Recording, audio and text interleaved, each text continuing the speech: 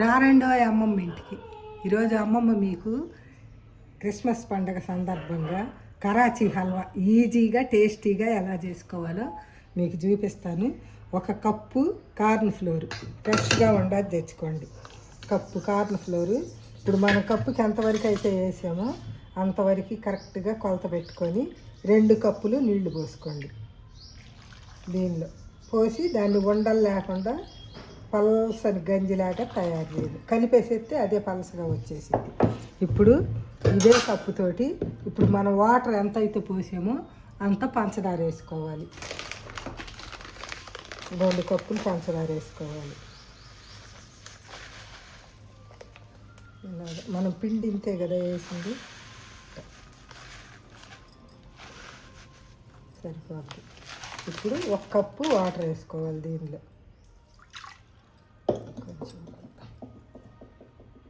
ఈ నీళ్ళు పోసేసి సన్న సెగ మీద పంచదార బాగా కరగనిద్దాం. అంతే, పాకం ఏం అవసరం ఉండదు.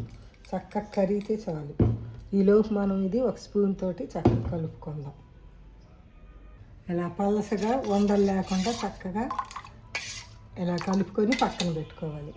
మీకు ఎన్ని కావాలంటే అన్ని వేసుకోండి. జీడిపప్పులు హల్వాలోకి ఎక్కువ జీడిపప్పు ఉంటే బాగుంటుంది కదా. బాదం వేసుకోవచ్చు, పుచ్చగింజలు వేసుకోవచ్చు, మీ ఇష్టం. నేనైతే అవన్నీ ఏమి వేయట్లేదు. అచ్చం జీడిపప్పు మాత్రం 1 కప్పు వేస్తున్నా. ఈ కప్పుతో పిండి తీసుకున్న కప్పుతో జీడిపప్పు వేస్తున్నా. ఇంక ఇప్పుడు హల్వా తయారు చేద్దాం. ఇప్పుడు పంచదార చక్కగా కరిగిపోయింది. మనం కలిపి పెట్టుకున్న కార్న్ ఫ్లోర్ దీనిలోకి పోసేసి తిప్పుకున్నాం.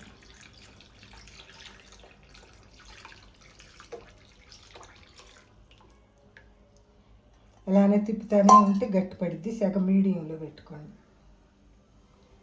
ఇలా తిప్పుతానే ఉందాం. చూడండి, మనం చూస్తుండగానే చక్కగా ఇట్ట గడ్డ కట్టిపోయింది. తిప్పుతానే ఉండండి. ఇంకా గట్టిగా గడ్డలాగా అయింది. ఇప్పుడు చూసారా ఇలా గడ్డ కట్టింది కదా.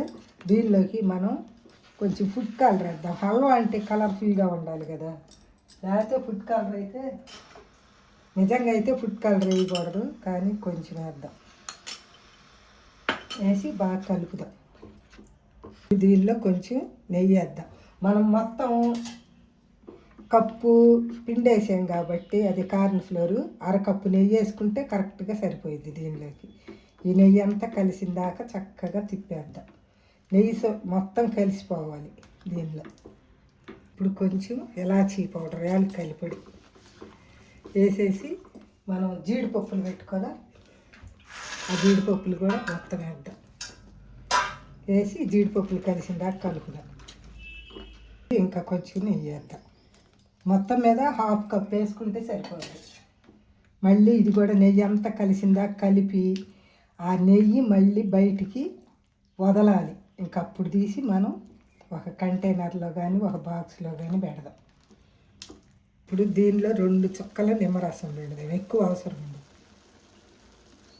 ఎందుకంటే గట్టి పడకుండా స్మూత్గా ఉంటుంది అన్నమాట. అందుకు ఇంకా కలపాలి. చూడండి చక్కగా ఉడికింది. బాండి వదిలేస్తుంది, నెయ్యి కూడా వదిలేస్తుంది. ఇప్పుడు ఈ టైంలో మనం ఒక బౌల్కి నెయ్యి రాసి పెట్టుకోవాలి. నేనైతే దీనికి నెయ్యి రాసి పెట్టాను. తీసి దీనిలోకి ట్రాన్స్ఫర్ చేద్దాం. పొయ్యి ఆపేసి మనం వేరే బౌల్లోకి ట్రాన్స్ఫర్ చేసుకుందాం. దీనిలోకి వేసేద్దాం.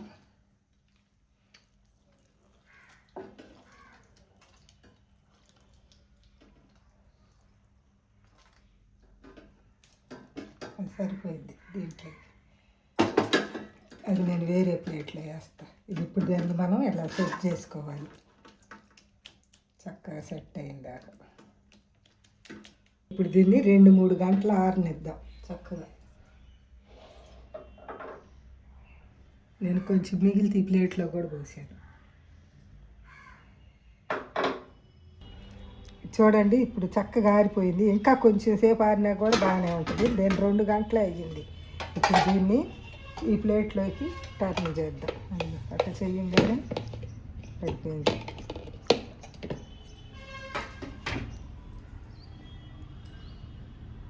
ఇప్పుడు దీన్ని మనకు కావలసిన సైజులో ఇట్లా ముక్కలు కట్ చేసుకుందాం.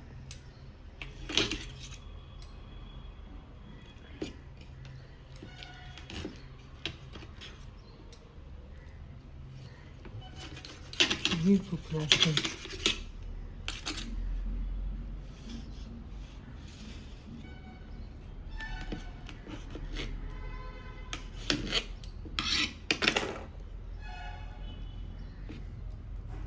చూడండి ఎంత సూపర్గా వచ్చిందో.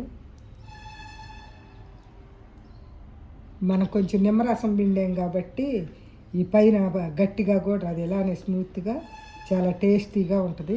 మీరు కూడా ఒకసారి ట్రై చేయండి. ఈజీగా ఉంది చేయటం కూడా.